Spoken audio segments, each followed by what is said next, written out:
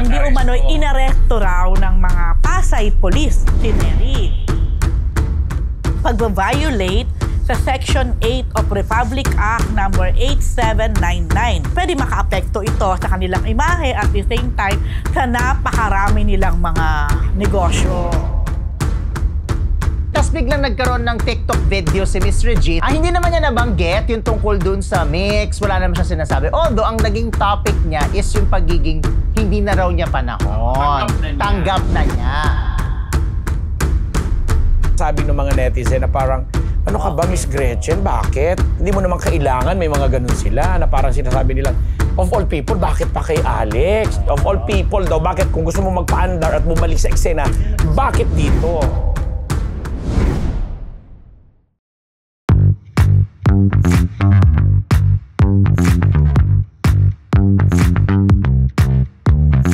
Lovely Marites! Na kasi, nalampasan natin na 40 days. Oy, mga Marites, live na naman po ang inyong Fab 4 sa Chikahan at Intriga. Pero bago lahat, batiin ko muna kayo ng good morning, good afternoon, good evening, good morning. This is your Dean, Junardo. At ako po ang inyong unbearable Professor Ambet Nabus. Lovely. Ang inyong PhD, Rose Garcia. Ganon ang inyong Mega Marites Lecturer, Mr. Fu. And welcome to Marites University! 30 days to go. At dahil dyan, Nagpapasalamat po kami sa ating mga kamarites sa patuloy na tumatangkilik sa Marites University. Kung bago pa lamang po kayo sa MU Entertainment Channel, don't forget to like, share, and subscribe para hindi nyo po ma-miss yung ating mga weekly episodes at syempre yung mga showbiz-related content. Ramdam niyo na ba ang lamig, mga Marites? Wala! Init-init! Wala. Nasa studio tayo, sa labas. Lumas kayo. Hindi, mainit pa din. Mainit pa din. At heto na po, mainit na isang linggong Chismis! Simulan natin kay Mary Naig. Inaresto nga ba? PhD, balita mo nga ito. Another arresto. Bakit teka lang, may tanong lang ako. Bakit yung mga ina-arresto mga artista, ikaw lagi ang ano, no? Pwede ko sa inyo. Samantalang ikaw yung naging police reporter. Oo nga, pero yung mga ina-arresto. Mula ngayon, ikaw ang magla-line up ng mga inaresto. Hindi, ikaw na, naging karakter mo na yung pag-aaresto. Okay, dinarinig po ang asawa ni parokya ni Edgar na Chito Miranda. Yes, yan. Ano nangyari dyan? Yung hinarinaig na kung tawagin ay wais na misis, di ba? Yes. May report kasi na biglang lumabas. Kanina lang yata itong umaga, if I'm not mistaken, na nangyari daw noong November 23. Ito ay base sa nakalap or nakarating na report kay Ogie Diaz. Yes.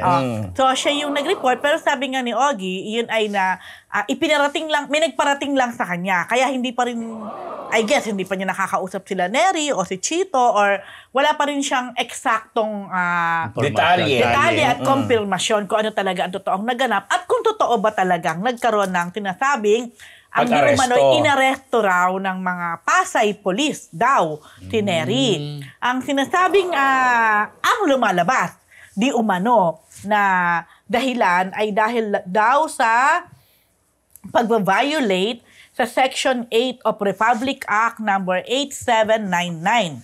Also known as the registration of brokers, dealers, salesmen, and associated persons. Meron naman nagsabi na parang yung kaso daw yata na ito ni Nery daw, di umano, ay parang yung kaso rin na kinasuungan ni Luis Manzano dati. Okay. Pero itong lahat ng to, again, nilinaw po namin ay puro mga allegedly di umano. Kasi wala pa talagang anumang kumpirmasyon or anumang official police statement report. mula kina Nery at kay Chito at parang wala pa rin lumalabas na police report, no? So ngayon, ang ginawa ko naman, meron kasi akong kilala na alam kong very close talaga sa mag-asawang to, lalo na kay Nery. So, tinawagan ko siya kanina. wala siyang idea na may ganito na palang issue tungkol kay Neri kasi maintindihan mo naman dahil parang meron siyang, nasa isang lugar siya na hindi ganun kabongga ang signal. Yon. The whole day siya doon. So, nung malaman niya, nag-Viber siya kay Neri. Pero parang ilang oras na, Hindi pa Wala pa rin sumasagot. walang sagot. So, sabi niya, nako, no reply. So, hindi niya alam kung Totoong inaresto. totoo ba talaga o ano na, siyempre ayaw naman niya masyadong maging mag-insist na o let's say tumawag para alamin, di ba? So ang sabi niya, hayaan na muna natin, baka sometimes silence is their way siguro para less talk, less mistake. Yun ang sabi sa akin ng aking contact dito kay Neri. Yun lang. Pero sa isang banda, siyempre, chinek na. Pagka ganyan, agad-agad ang check mo. Social media accounts nila eh. Kay Chito, na-check nyo? Yeah, upon checking, parang mga medyo 2 or 3 days na nga yung huling posting nila. Hindi pa matagal, medyo. Yeah, pero kasi knowing them, talagang Very active yun, di ba? active sa kanilang Sa bagay, social November media. 23 ay 2 days ago. Parang Kasi 25 lang ngayon. I think kung di ako nagkakamali, ang last post ni Neri ay binati niya ang anak nila. Parang nag-birthday, I think.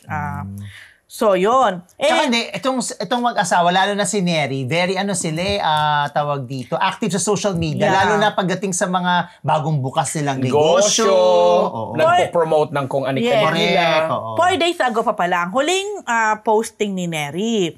Si Chito, hindi ko na-check. Pero, ito din yan.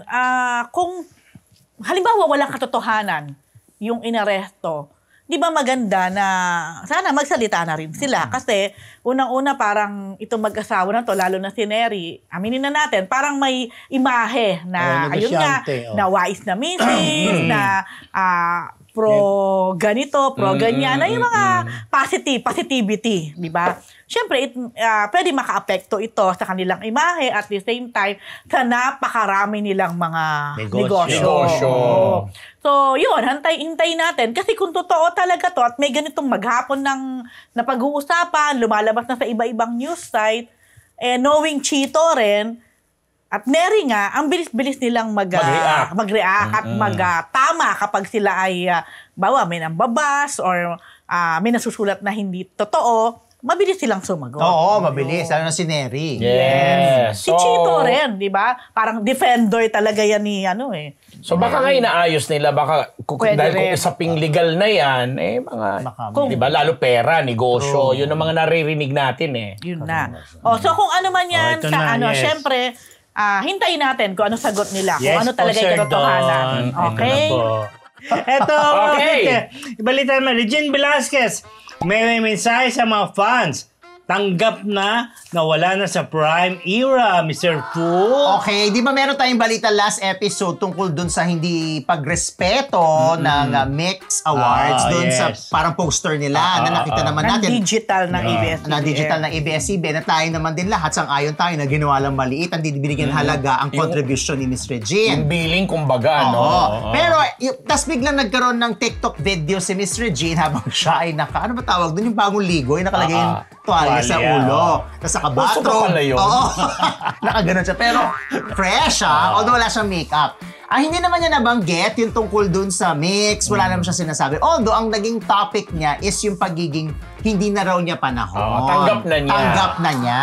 Medyo mahaba yung sinabi niya, pero parang, ito yung parang gist nung sinabi niya. It's no longer my time. I'm just being realistic because it's true.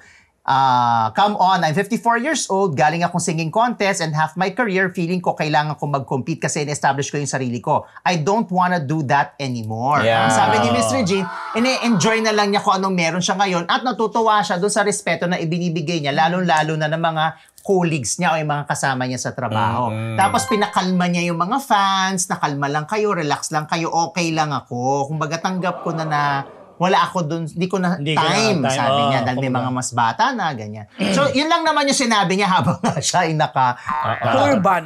turban ba tawag Yeah, yun? turban, Parang, tama. tas Tapis? nakaba- Hindi Hindi naman. Tapis Turban dito niya. Naka-ganon nga siya, bagong ligo, tapos naka-bathrobe. So, yun ang sinabi niya. Pero, dun sa video na napanood ko, wala namang banggit na tungkol dun sa mix. Ano. Pero parang medyo connect kasi. Actually, nirepost niya yung apology ng Mix. Pero hindi naman siya nagsalita na, Yes. yung tungkol sa wag Ayan niya. yung Pinakalma niya lang yung mga fans. Oo, na, yan. Ayan. Well, yung ABS-CBN Digital Team, next time mas maging maingat po kayo kasi talagang kahit kami magre-react naman na parang binastos nyo naman talaga si Regine. True. Regine is Regine. Correct. Pero ako may Diba? ada sa sinabi ni Regine.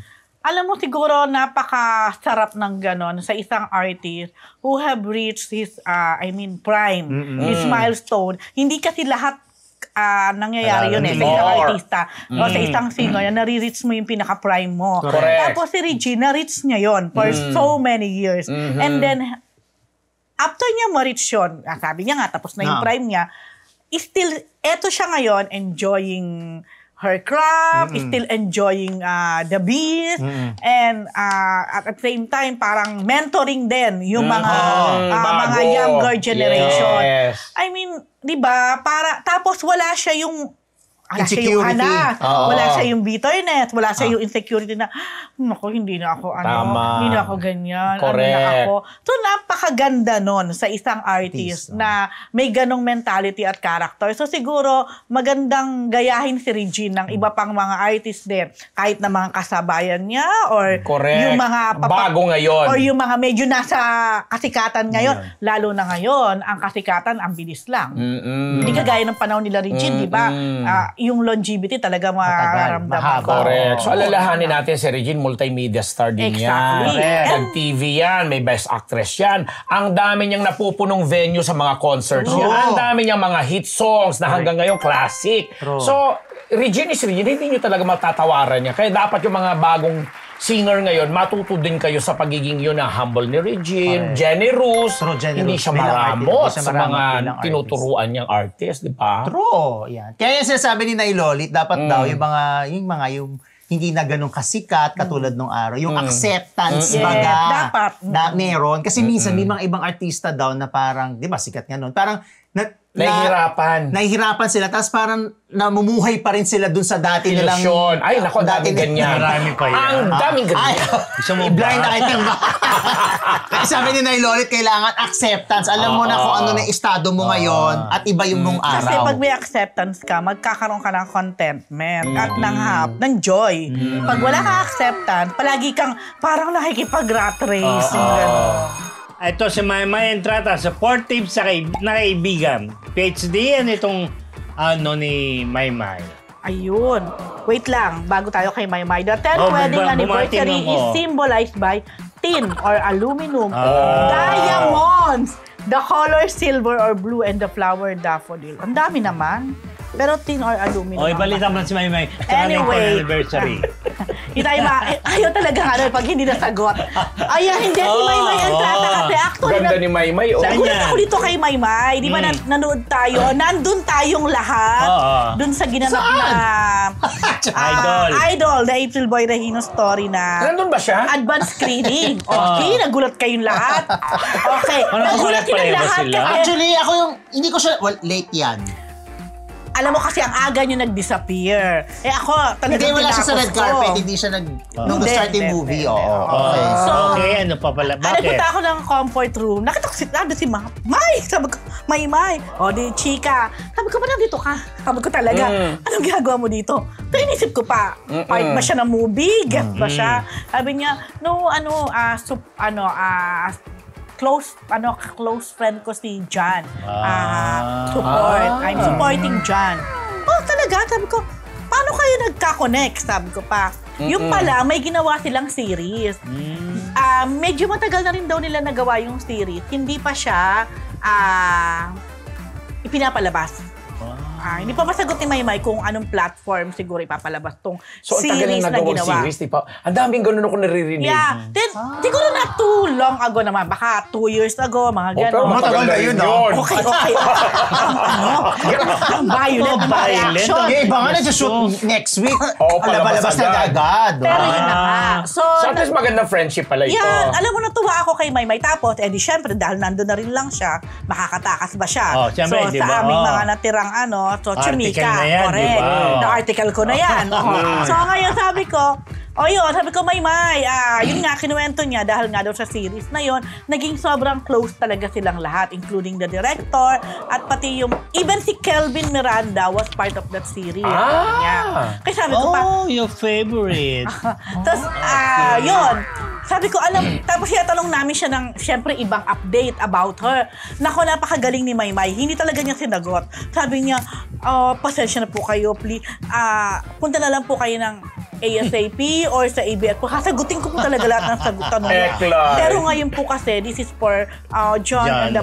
Alam mo, ako nagustuhan ko yon kasi maayos naman yung Gesture niya. pag hindi niya. Gusto lang niya, alam niya kasi ang mangyayari na ang masusulat yung about her. Totoo naman. So gusto niya ang masulat, ang ma-highlight yung si John at saka yung Si Kate, movies, yung syempre. movie.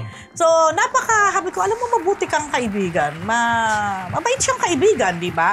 Kasi kung iba yon, let's face it, may pangalan Mag-extend naman na. Grandstand na. May pangalan naman na si Maymay, di ba? Hindi na yun basta-basta Tama. a-appear. At Pero may- naman, para naman pumunta lang kayo sa asa, para dali-dali Ay, pumunta. sinabi ko, May, hindi na ganyan ngayon. Hindi na pwede yan. Sabi ko. Dati nung tambay talaga ako ng ASAP, nang sa linggo na po Diyos sila. me. Pero hindi na ganyan ngayon. Parang ang dali-dali sa kanya. Ikaw ba tumambay ka doon? Never. Yun na. Talaga. Okay, ito. Gretchen Barreta, question ng netizen sa collab kay Alex Gonzaga, Oo, grabe yan Ganun ba kasi, yun? di ba? Anong ginawa? Pasabog kasi, di ba, si Gretchen for the longest time, hindi naman talaga Oo. active sa kanyang mga social media emote. Tapos, nagulat yung mga netizens na nakitang may collab sila ni Alex. Na kinagulat ko din. Interview? Parang emote-emote. Hindi usual na may patawa, interview yung eng-eng. Interview yung eng-eng daw. Pero kayo sa YouTube ni Alex yan. Oo, kay Alex Gonzaga na sinasabi ng mga netizen na parang, ano ka ba, Bakit? Miss Gretchen? Bakit? Hindi mo naman kailangan, may mga ganun sila na parang sinasabi nila, of all people, bakit pa kay Alex? Actually, totoo din. May mga ganung reaction na ikaw ang sa ganda-ganda ng mga ganap mo na pwede may mga namang balita iba. sa yung ganito ka, bumili ka ng building, chuchu-chuchu, may mga eksena kang bonggang-bongga, tapos biglang out of the blue, ito kay Alex sa pumayag. Yun ang naging payo sa kanya ng netizen. Pero at alam mo, reaction. totoo din naman. Kasi hindi siya lumalabas. Ang tagal-tagal niya parang wala lang. Walang dead ba? activity. Oo, Oo. Tsaka hindi ang taga-post lang yung mga kaibigan niya. Yeah. Tsaka yung Oo. stylist ata or makeup artist. Oo, na kumukuha sa kanya minsan. Pero pag wala ano. na siya yung social media account niya talaga. Yes. So, nagulat sila lahat. Ako naman, tinignan ko. So hindi sila natuwa. Maraming hindi natuwa. So, in all fairness naman dito kay Alex, nung sinilip ko naman, sabi ko, marami pa rin naman siyang supporters. Marami Oo pa rin naman naman kasi marami pa rin namang views. subscribers na niya yan for the longest time. Yes. Bago pa mangyari ang lahat ng mangyari, parang nasa 14M or more na yung Diba? subscribers So, niya. kaya lang nakakapagtaka yung mga netizen, ang Of all ibang people reaction ba? of all Oo. people daw. Bakit kung gusto mo magpa-andar at bumalik sa eksena, Pwede naman sa bakit sarili. dito? Pwede mo sarili niya. Oh, yun na nga. Yun.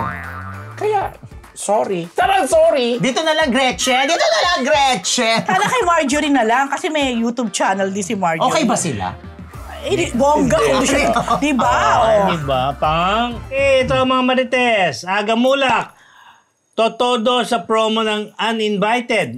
Wala na nga bang planong gawin ng sequel ng Malacanang series? Prof? Yes, Oh, nung makachat natin si Aga during the grand media launch ng Uninvited, sinabi lang niya may tinatapos lang siya ng mga taping schedule niya. Pero 1 week daw yun, after that, totodo na siya, magmo-mall tour, mag-i-invite sa mga talks, etc., etc. Para lang daw makatulong na, kasi sobrang daw special para sa kanya itong after 30 years nilang hindi nagtambal ni Ate V at may Nadine pa.